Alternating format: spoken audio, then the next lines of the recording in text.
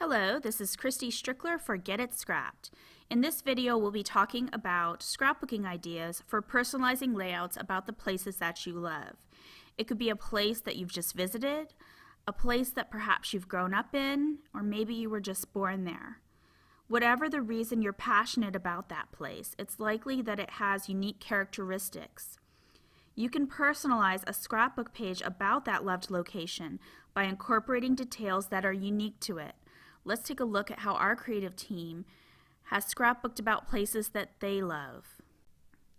On our first scrapbook layout, we're going to see how you can use iconic architecture to document a place that you love.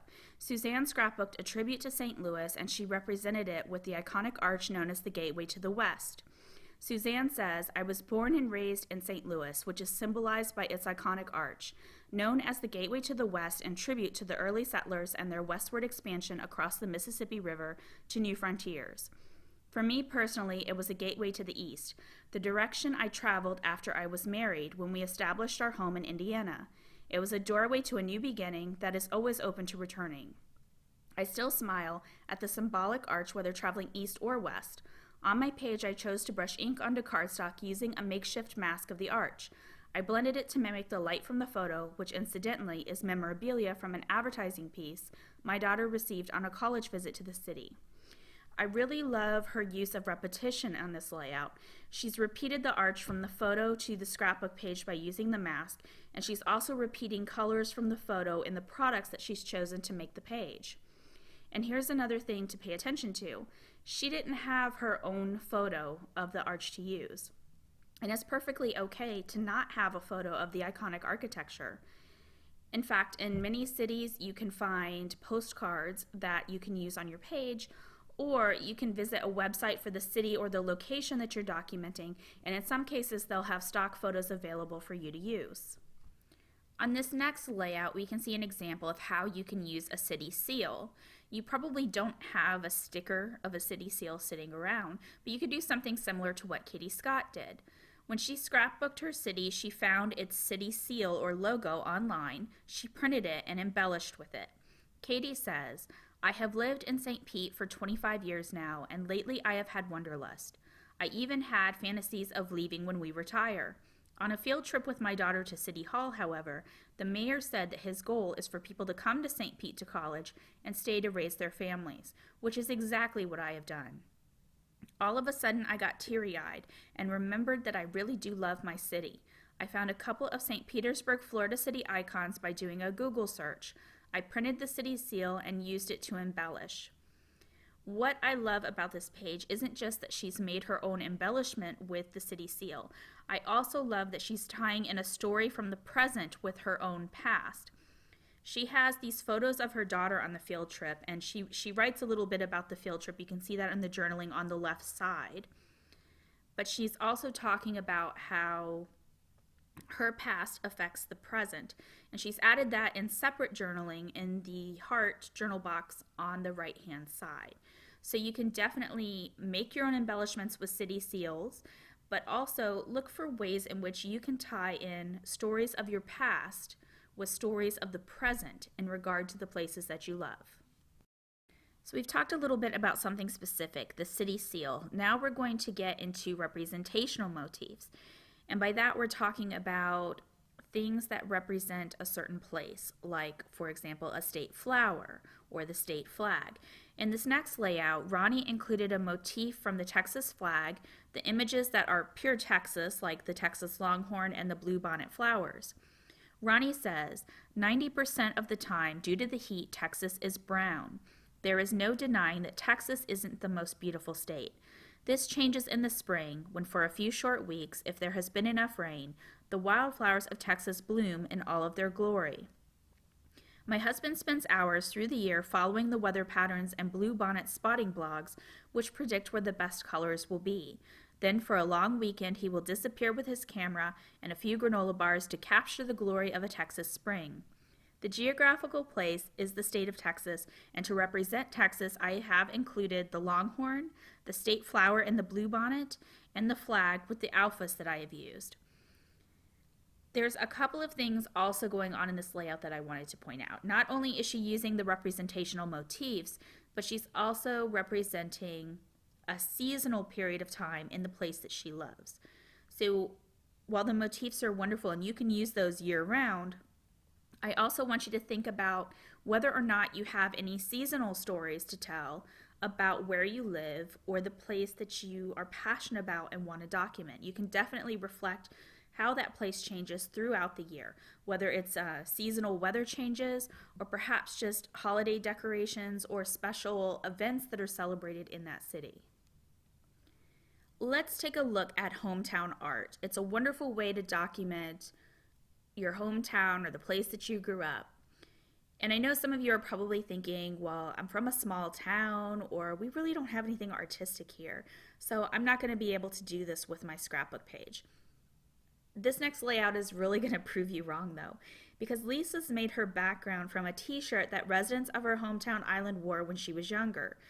The t-shirt names the island, it shows a sketch of it, and it even has the geographic coordinates.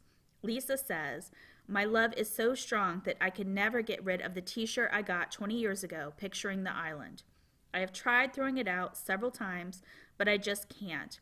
So the t-shirt ended its life as a background on my scrapbook page. Now it will never leave my house." The t-shirt became a huge hit amongst the 70 people living on the island 20 years ago, and everyone got one. It became a symbol of us. The mountain is pictured from its most recognizable angle. The Polar Circle Monument is part of our pride because the Polar Circle is crossing Horseman Island.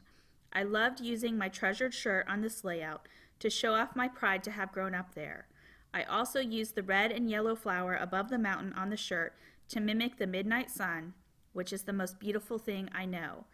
So as you can see here, Lisa came from a very small town growing up, 70 people, but she still found something from her hometown to represent it. So when you're thinking of hometown art, don't just think of some, artistic painting or a vase. Think of t-shirts from your town, postcards. If you've got local schools, local sports teams, they likely have some type of logo or artistic representation that represents businesses in that area, things that have been around a long time, or maybe, in the future, unfortunately, they won't be. But it's definitely going to give you a snapshot in time of your hometown. So it's a great way to document the place that you came from. We've seen several examples by our creative team of places that they've come from. And many of those examples could definitely be used to document a place you're visiting. But this next layout, we're definitely going to head to a place that one of our creative team members visited. Marie Pierre has incorporated maps, motifs, color, and official representations onto her layout.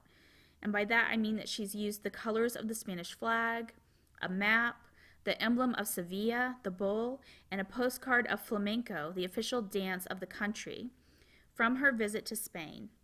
Marie Pierre says, "This is a page I made about the trip to Andalusia, Spain I took in 2008 when I was pregnant with my first daughter. I made a double-page layout since for me it's the best way to fit lots of pictures on a page, and when I'm documenting a trip, chances are I have many photos and stories to tell. On the left page, I wanted it to be very evident that I'm talking about our trip to Andalusia, so I printed a map of the place in a 12 by 12 format, making sure that my itinerary is all there and clearly visible. I stitched my itinerary with red thread. I then used the name of the region I visited as my title. I made myself a cutting file using the logo of the Andalusia touristic maps I had on hand. I cut the name in red cardstock and used yellow accents on my map to mimic the colors of the Spanish flag. The bull, emblem of Sevilla, found its place on my title work next to the Spanish flag and next to a postcard representing flamenco, the official dance of the country. The right page holds only the photos and short stories that happened during the trip." So this is another excellent example of documenting a place that she loves. And on the right side, she's used sort of a grid that's comprised of photos and stories from visiting the place. And certainly you could use that to document a trip. Also think about how you could document a city that you loved as well. So this is a great way of getting a lot onto one page with a lot of things that represent a place that you are passionate about. Our last two layouts are an example of creating a roundup with cityscape photos. Roseanne and Stephanie did this for their well-loved home cities.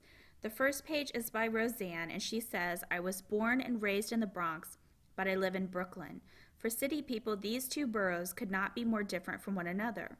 It takes at least 45 minutes to get from Brooklyn to the Bronx in optimal traffic conditions, and anywhere from 90 minutes to 2 hours by subway. Bronx residents are Yankee fans, and Brooklyn residents are Mets fans. At least that's the consensus. One thing about Brooklyn is that there are spectacular views of Manhattan from almost every neighborhood. Every one of the photos in the layout was photographed from Brooklyn. Day or night, cloudy or sunny, it is hard to take a bad photo of the New York City skyline. I am always in awe." I love her collage of photos here. She's kind of rounded them up, but I also want to point out that she's using travel scrapbook supplies. So if you have a surplus of those in your stash, and I know I'm guilty of that, you can use them to document a place you love. You don't necessarily have to travel to use travel papers. So here we have our last layout, and it's the second that uses a roundup of cityscape photos. Stephanie says, "This layout shows off my pride of my hometown and a well-known and loved landmark. I may not always be proudly South African, but I am proud of Cape Town. I love the city that I grew up in, especially its iconic Table Mountain. Having the maiden name of Bergman, which means mountain man, meant that I used to and still do call it my mountain. I gathered a selection of photos of Table Mountain and outdoorsy shots of the surrounds of Cape Town. I have traveled around the world, and there is no place like this city, the mother city. The Rainbow people are friendly, accepting and welcoming, and the city has a history like nowhere else. Cape Town has it all. Fabulous beaches, wonderful mountains, vineyards, city life, as well as suburbia and farming areas, all within a 30-minute drive. I started with a template by Karen Funk Designs and tweaked it to resemble the shape of Table Mountain with Signal Hill and Shaman's Peak on either side of it." So in the first layout, you see where it's more of a cityscape. It has the tall skyscrapers and buildings associated with a city. The second layout goes a little bit further. So you can do a roundup that includes photos from just the city itself or photos also from the areas surrounding the city. Either one is fine. And roundup layouts are still easy to do even if you're in a small town. Really, it's all about what you want to capture in your cityscape roundup. So we've seen a lot of examples of how you can document a place that you love. And all of these examples can be used whether you're just visiting the place, whether you've grown up there, or whether you're currently living there. The main thing that I want you to do is to think about how you can see the place that you love through new eyes. It's usually easiest to think of yourself as a tourist or a tourist in your own town. And essentially, you're then able to see it for the gem of a place that it is. These layouts originally appeared in an article for the Get It Scrap blog. You'll find a link to that original article in the notes for this video. Meanwhile, if you need more inspiration, please visit getitscrap.com/blog.